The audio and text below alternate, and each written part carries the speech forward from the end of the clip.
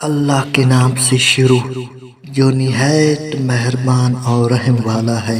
سچے واقعات کے معزز ناظرین، السلام علیکم صلی اللہ علیہ وسلم۔ فرعون کی ہلاکت کے بعد بنی اسرائیل اس کے پنجے سے آزاد ہو کر سب ایمان لے آئے۔ حضرت موسیٰ علیہ السلام کو خداوند کریم کا یہ حکم ہوا کہ وہ 40 راتوں کا کوہ طور پر اعتکاف کرے اور اس کے بعد انہیں کتاب تورات سے نوازا جائے گا۔ چنانچہ حضرت موسیٰ علیہ السلام کوہ طور پر چلے گئے اور بنی اسرائیل کو اپنے بھائی حضرت ہارون علیہ السلام کے سپرد کر دیا۔ اب 40 دن تک دن بھر روزہ دار رہے کہ ساری رات عبادت میں مشغول رہتے، اور ادھر سامری کو بنی اسرائیل کو گمراہ کرنے کا موقع مل گیا۔ بنی اسرائیل میں ایک شخص تھا کہ جس کا نام سامری تھا، جو نہایت ہی گمراہ کن انسان تھا۔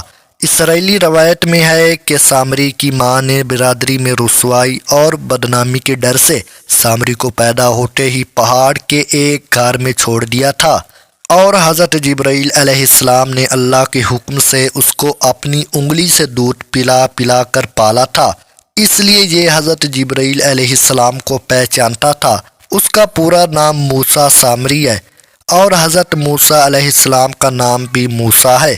موسیٰ سامری کو حضرت جبرائیل علیہ السلام نے پالا تھا، اور حضرت موسیٰ علیہ السلام کی پرورش فرعون کے گھر ہوئی تھی، مگر خدا کی شان کے فرعون کے گھر پرورش پانے والے موسیٰ علیہ السلام تو خدا کے رسول ہوئے، اور حضرت جبرائیل علیہ السلام کا پالا ہوا موسیٰ سامری کافر ہوا اور بنی اسرائیل کو گمراہ کر کے اس نے بچھڑے کی پوجا کروائی۔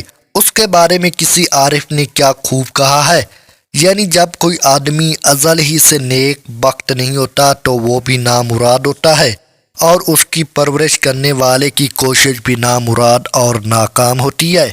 دیکھ لو، موسیٰ سامری جو حضرت جبرائیل علیہ السلام کا پالا ہوا تھا وہ کافر ہوا، اور حضرت موسیٰ علیہ السلام جو فرعون کی پرورش میں رہے، جو اتنا بڑا کافر جو خود کو خدا کہلاتا تھا، وہ خدا کے رسول ہوئے۔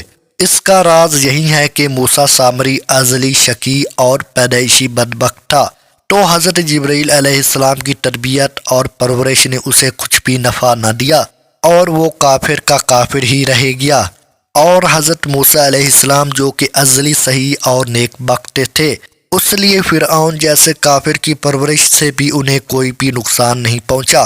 جن دنوں حضرت موسیٰ علیہ السلام کوہ طور پر موجود تھے، سامری نے آپ کی غیر موجودگی کو غنیمت جانا اور یہ فتنہ برپا کر دیا کہ اس نے بنی اسرائیل کے سونے چاندی کے زیورات کو مانگ کر پگھلایا اور اس سے ایک بچھڑا بنایا، اور حضرت جبرائیل علیہ السلام کے گھوڑے کے قدموں کی خاک جو اس کے پاس محفوظ تھی، اس نے وہ خاک بچھڑے کے منہ میں ڈال دی تو وہ بچھڑا بولنے لگ گیا۔ پھر سامری نے مجمع عام میں یہ تقریر شروع کر دی کہ اے بنی اسرائیل، حضرت موسیٰ علیہ السلام خدا سے باتیں کرنے کے لیے کوہ طور پر تشریف لے گئے ہیں، لیکن خدا تو ہم لوگوں کے پاس آ گیا ہے، اور بچھڑے کی طرف اشارہ کر کے بولا کہ یہی خدا ہے۔ سامری نے ایسی گمراہ کن تقریر کی کہ بنی اسرائیل کے لوگوں کو اس بچھڑے کے خدا ہونے کا یقین آ گیا، اور وہ بچھڑے کی پوجا کرنے لگے، اور 12,000 آدمیوں کے سوا ساری قوم نے چاندی سونے کے بچھڑے کو بولتا دیکھ کر اس کو خدا مان لیا، اور اس کے آگے سربا سجود ہو کر اس بچھڑے کو پوجنے لگے۔ چنانچہ خداوند کریم کا ارشاد ہے کہ اور موسیٰ کے بعد اس کی قوم اپنے زیوروں سے ایک بچھڑا بنا بیٹھی ہے، بے جان کا وہ ٹڑ ہے، گائے کی طرح آواز کرتا۔ جب 40 دنوں کے بعد حضرت موسیٰ علیہ السلام خدا سے ہم کلام ہو کر اور تورات شریف ساتھ لے کر بستی میں تشریف لائے اور قوم کو بچھڑا پوجتے ہوئے دیکھا، تو آپ علیہ السلام پر بے حد غضب و جلال طاری ہو گیا۔ آپ علیہ السلام نے جوش و غضب میں اپنے بھائی حضرت ہارون علیہ السلام کی داڑھی اور سر کے بال پکڑ کر گھسیٹنا اور مارنا شروع کر دیا، اور فرمانے لگے، کیوں نہیں تم نے ان لوگوں کو اس کام سے روکا؟ حضرت ہارون علیہ السلام معذرت کرنے لگے، جیسا کہ قرآن مجید میں ہے کہ کہا، اے میری ماں جائے، قوم نے مجھے کمزور سمجھا اور قریب تھا کہ مجھے مار ڈالے، تو مجھ پر دشمنوں کو نہ ہنسا اور مجھے ظالموں میں نہ ملا۔ حضرت ہارون علیہ السلام کی معذرت سن کر حضرت موسیٰ علیہ السلام کا غصہ ٹھنڈا پڑ گیا۔ اس کے بعد آپ علیہ السلام نے اپنی بھائی حضرت ہارون علیہ السلام کے لیے رحمت اور مغفرت کی دعا فرمائی۔ پھر آپ علیہ السلام نے اس بچڑے کو توڑ پھوڑ کر اور جلا کر اور ریزہ ریزہ کر کے دریا میں بہا دیا۔ پھر اللہ عز و جل کا یہ حکم نازل ہوا کہ جن لوگوں نے بچڑے کی پرستش نہیں کی ہے وہ لوگ بچڑا پوجنے والوں کو قتل کر دے۔ چنانچہ سامری سمیت 70,000 بچڑا پوجنے والے قتل ہو گئے۔ اس کے بعد یہ حکم نازل ہوا کہ حضرت موسیٰ علیہ السلام 70 آدمیوں کو منتخب کر کے کوہ طور پر لے جائے اور یہ سب لوگ بچڑا پوجنے والوں کی طرف سے معذرت طلب کرتے ہوئے یہ دعا مانگے کہ بچڑا پوجنے والوں کے گناہ معاف فرما دے۔ چنانچہ حضرت موسیٰ علیہ السلام نے چن چن کر اچھے 70 آدمیوں کو ساتھ لیا اور کوہ طور پر تشریف لے گئے۔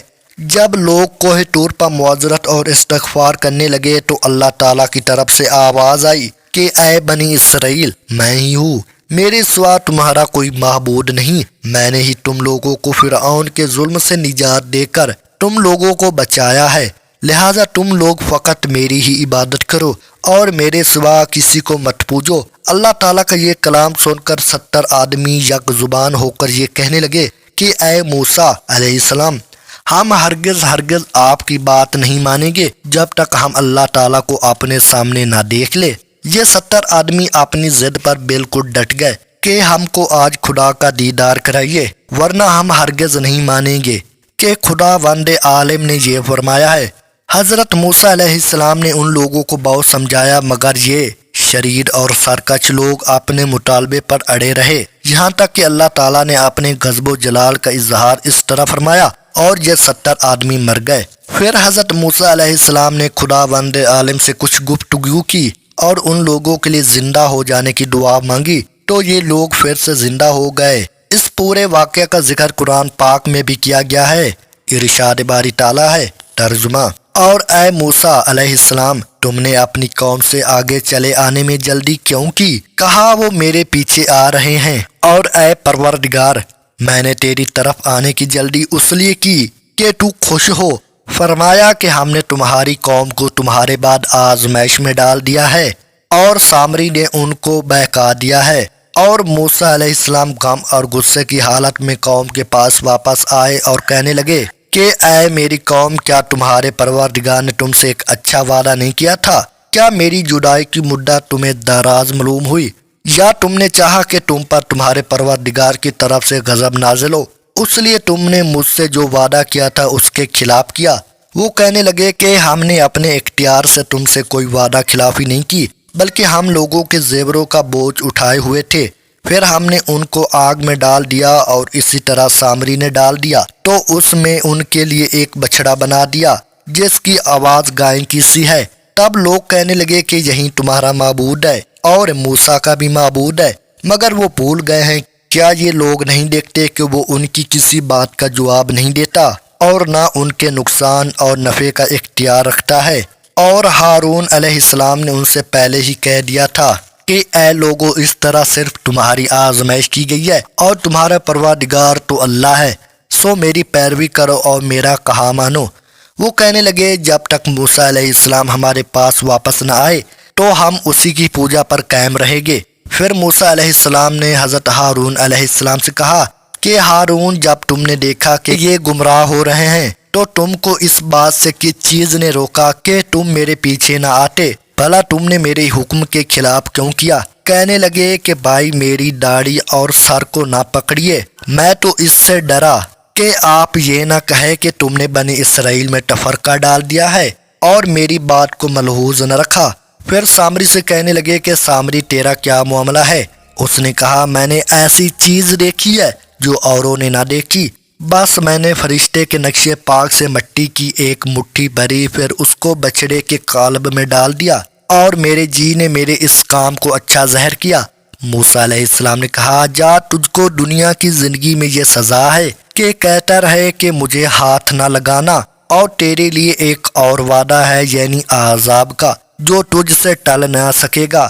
اور جس معبود کی پوجا کا کیل تھا اس کو دیکھ، پھر ہم اس کو جلا دیں گے، پھر اس کی راکھ کو اڑا کر دریا میں پھینک دیں گے، تمہارا معبود اللہ ہی ہے جس کے سوا کوئی معبود نہیں، اسی کا علم ہر چیز پر محیط ہے۔ دعا ہے کہ اللہ تعالی ہمیں شرک سے بچائے اور صرف اللہ عز و جل کی عبادت کرنے کی توفیق عطا فرمائے، آمین ثم آمین۔ اگر آپ کو ہماری ویڈیوز پسند آ رہی تو برائے مہربانی چینل کو لائک، سبسکرائب اینڈ کمنٹ کر دینا، اور اپنی پیاری سی رائے کا اظہار کمنٹ میں ضرور فرمائیے گا۔ نیکسٹ ملے گے اسی طرح کی ایک اور اچھی اور خوبصورت واقعات کے ساتھ، تب تک کے لیے اللہ حافظ۔